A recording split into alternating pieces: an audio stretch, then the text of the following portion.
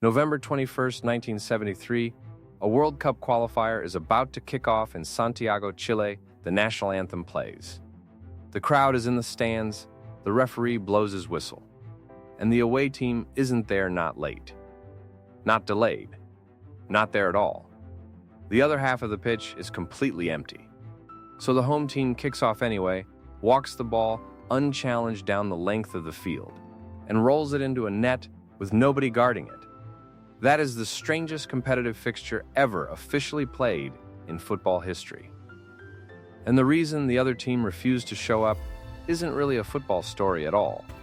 It's because, weeks earlier, that exact stadium had been used to imprison, interrogate, and execute thousands of people. This is the story of the only World Cup qualifier ever played against an empty half of the pitch and the regime that needed it to happen. Chile, September 1973. To understand this match, you have to understand what had happened in Chile 2 months earlier. On the 11th of September 1973, the Chilean military, led by General Augusto Pinochet, overthrew the democratically elected government of President Salvador Allende. Bombs fell on the presidential palace. By the end of the day, Allende was dead, and a military dictatorship had taken control of the country. What followed in the weeks immediately after the coup was a campaign of mass detention. Anyone suspected of loyalty to the previous government, trade unionists, students, journalists, ordinary citizens could be picked up off the street. The new regime needed somewhere to put them, somewhere large enough to hold thousands of people at once.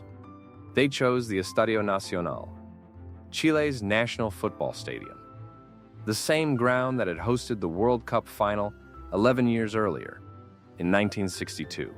For close to 2 months, the National Stadium of Chile functioned as one of the largest detention centers in the country.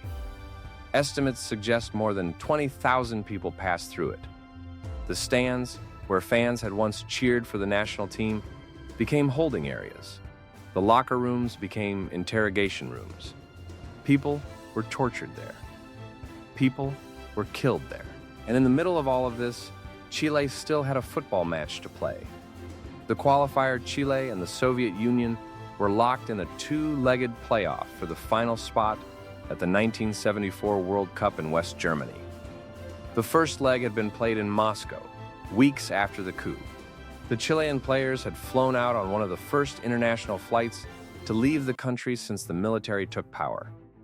They were received coldly, viewed by many in Moscow as representatives of a regime the Soviet Union despised. The match itself ended goalless, a respectable result for Chile away from home. The second leg was scheduled for the 21st of November, in Santiago, at the Estadio Nacional. By this point, word of what had happened inside that stadium had spread internationally. Journalists, human rights organizations, and exiled Chileans had been reporting on the conditions for weeks. The Soviet Union formally protested to FIFA, arguing that they could not, in good conscience, send their team to play in a venue where political prisoners had been tortured and killed only days before. They asked FIFA to move the match to a neutral venue, or at the very least to a different stadium inside Chile. FIFA sent a delegation to inspect the Estadio Nacional. According to multiple accounts from the time, detainees who were still being held in parts of the stadium were hidden from view during the inspector's visit. The delegation toured the pitch and the facilities, found nothing to object to, and reported back that the stadium was fit to host the match. FIFA ruled that the game would go ahead as scheduled, in that stadium, on that date. The Soviet Union refused to travel. The refusal of this wasn't a minor diplomatic gesture.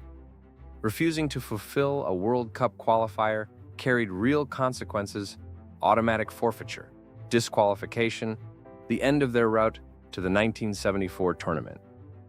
The Soviet Football Federation knew exactly what was at stake when they made the decision not to send their team. They sent FIFA a formal letter explaining their position, stating, in essence, that they could not in good conscience play a match in a stadium they associated with the killing of Chilean civilians. FIFA's response was procedural. The rules required the match to be played as scheduled, regardless of the circumstances. If the away team failed to appear. The home team would be awarded the win, but the fixture itself, according to FIFA's own regulations, still had to formally take place on the pitch. So, on the 21st of November 1973, with the Soviet Union nowhere near Chile, the Estadio Nacional opened its gates. Roughly 18,000 spectators came through them. Some of those same gates, weeks earlier, had been used to bring in trucks of detainees. The match, the Chilean players walked out onto the pitch.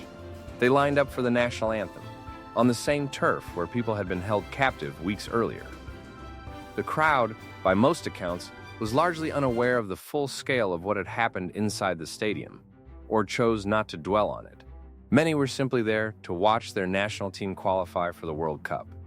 The referee blew the whistle. Chile kicked off. With no opposition on the pitch, their players simply walked, then jogged the ball down the length of the field. There was nobody to tackle them, nobody to mark them, nobody to even attempt a challenge. Chile's captain, Francisco Valdes, rolled the ball into the empty net. The referee blew the whistle again. The match was over. It had lasted roughly 30 seconds. Photographs from that day show something striking. What I tactually meant Chile went to the 1974 World Cup in West Germany. They were eliminated in the group stage, finishing without a win, drawing with East Germany and Australia, and losing to the hosts. In a strictly sporting sense, the entire episode achieved very little for Chile. A single first-round World Cup appearance with no lasting tournament success. But that was never really the point. The Pinochet regime, less than 3 months into power, was facing intense international condemnation over the very thing that had just happened inside that stadium. Staging a normal-looking football match, their anthems, ticket sales, spectators in the stands, the routine theater of a World Cup qualifier was an opportunity to project an image of normality to the watching world. It is widely understood now as an early, deliberate example of what's sometimes called sports washing, using a sporting event to soften the perception of a government's actions. FIFA's insistence on the match going ahead, after detainees had reportedly been hidden during the venue inspection, handed the regime exactly that opportunity the fixture forced FIFA, and football more broadly, to confront a question that the sport still hasn't fully resolved. What responsibility does an organizing body carry when a venue itself becomes part of a human rights story? FIFA's own rulebook, designed for ordinary footballing disputes, had no real mechanism for weighing that question.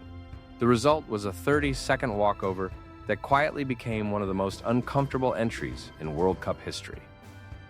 Today, a section of the Estadio Nacional known as Section 8 has been deliberately left unrenovated.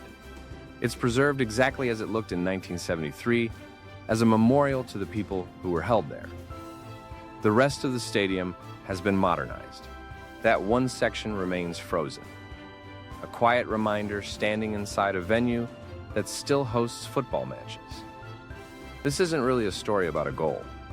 The goal lasted 30 seconds and meant almost nothing on its own. It's a story about what a football pitch can become a stage for, when the people running the sport decide the show must go on regardless of what happened on that ground only weeks before. Most football fixtures are forgotten within a season. This one is still being written about, more than 50 years later, not because of anything that happened in those 30 seconds, but because of everything that had happened in that stadium in the weeks before the whistle blew. The strangest match ever played wasn't strange because of the football. It never had anything to do with the football at all.